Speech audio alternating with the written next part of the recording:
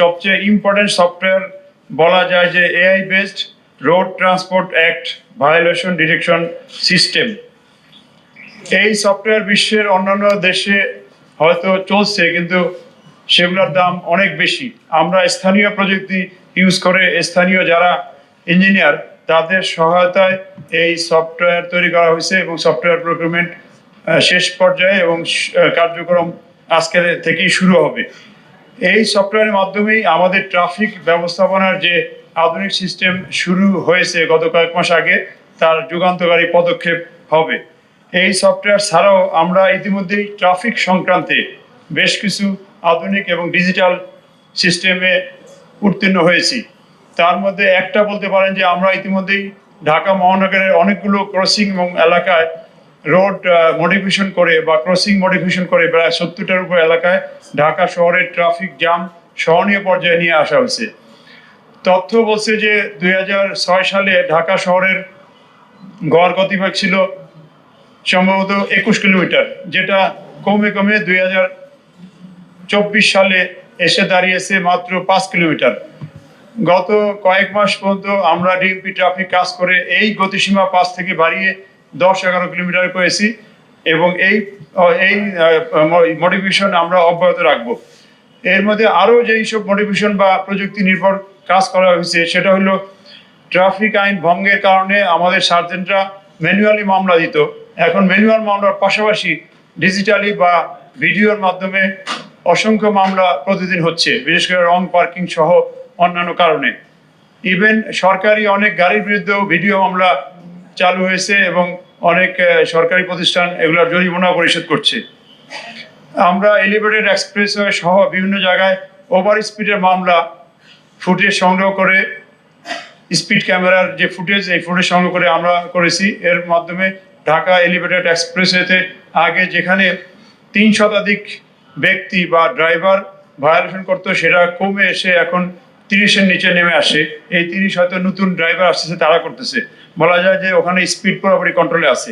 এই speed camera আমরা অচিরেই রাজুককে রিকোয়েস্ট করছি, রাজুক 300 ফিট এক্সপ্রেসওয়েতে বসিয়ে দিবে, সেখানেও ক্যামেরার মাধ্যমে স্পিড ডিরেকশন করা হবে। এছাড়া বনানী থেকে টঙ্গী এই রাস্তাও রোডস অ্যান্ড হাইওয়েজ ক্যামেরা বসিয়ে দিবে, এখানে আমরা করব। আমরা নিজস্ব উদ্যোগেও কিছু জায়গায় স্পিড ক্যামেরা বসাবো, সেই স্পিড ক্যামেরা মামলা হবে। আমরা বিআরটি স্ক্যানের মাধ্যমে ফিটনেসবিহীন, রুট পারমিটবিহীন বা ট্যাক্স টোকেন ছাড়া যেসব গাড়ি চলতেছে সেগুলোর ডিজিটাল মামলাও শুরু করছি। বিআরটি থেকে ফুটেজ আমরা সংগ্রহ করেছি, এই সংগ্রহ করে আমরা ডিজিটালি বা ভিডিও মামলা বা ইলেকট্রনিক্যালি মামলার কাগজ বা নোটিশ যারা যারা ভায়োলেট করছে তাদের কাছে চলে যাবে।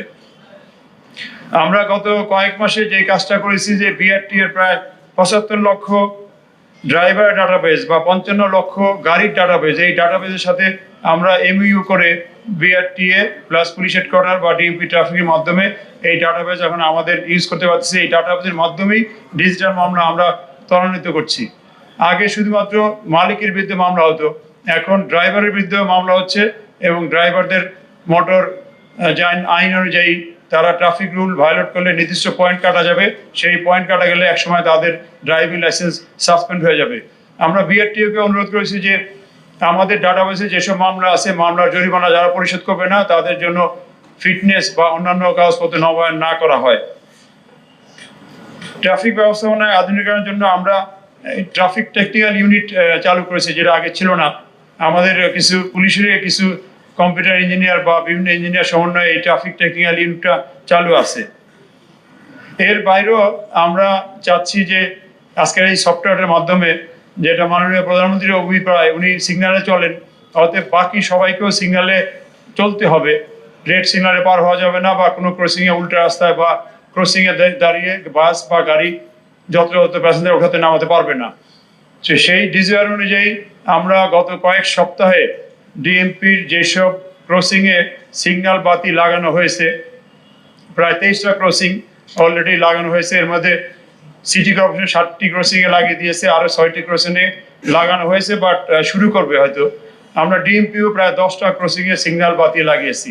এই 23টা ক্রসিং সহ বিভিন্ন গুরুত্বপূর্ণ ক্রসিংয়ে আমরা উন্নত মানের পিটিজেড সিসি ক্যামেরা ইনস্টল করে এই সফটওয়্যারের মাধ্যমেই কালকে থেকেই আমরা মামলা শুরু করব যদি ক্রসিংয়ে কেউ লাল বাতি অতিক্রম করে অথবা ক্রসিংয়ে উল্টো রাস্তায় আসে অথবা অবস্ট্রাকশন তৈরি করে বা লেফট লেন ব্লক করে।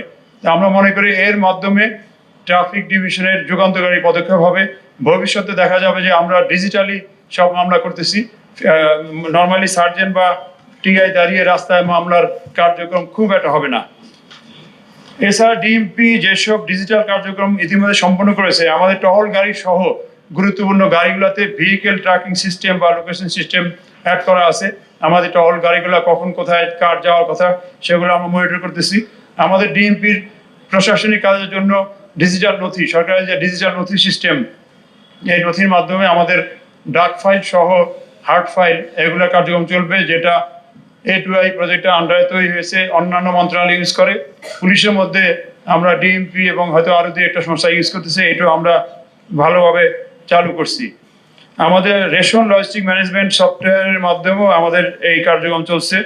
আমাদের ফোর্সের যে কমান্ড সার্টিফিকেট, এই কমান্ড সার্টিফিকেটটা আগে হাতে লিখতো, এখন ডিজিটালি ইস্যু করা যাচ্ছে। নাগরিকদের সাইবার অপরাধ সংক্রান্ত সেবা দেওয়ার জন্য আমরা গত 3 মাস আগে ডিএমপির সাইবার সাপোর্ট সেন্টার চালু করেছি এবং এই সেন্টারকে আমরা দিন দিন ডেভেলপ করতেছি লজিস্টিক সহ উল্লেখযোগ্য বা এক্সপার্ট জনবল দিয়ে। এছাড়া অপরাধ দমনে Dhaka city corporation, elevated express সহ বিভিন্ন প্রতিষ্ঠানের সিসি ক্যামেরার অ্যাক্সেস নিয়ে তা মনিটর করে অপরাধ দমন এবং ট্রাফিক মনিটরিং কাজে লাগানো হচ্ছে। আমরা যে সকল বিষয় আমাদের কাছে প্রক্রিয়াধীন আছে, সের মধ্যে আমরা মোহাম্মদপুরে অচিরেই আরো 700 সিসি ক্যামেরা বসানো হবে ক্রাইম প্রতিরোধের জন্য।